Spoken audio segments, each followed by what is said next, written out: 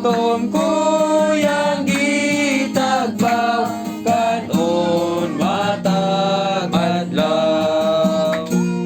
Kristo ko patong gihampak buhing tubig ni bugwang.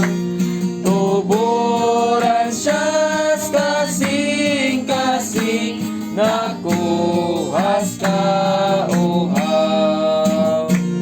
Pinabuhi siya kalipay kahimsog dalan ko.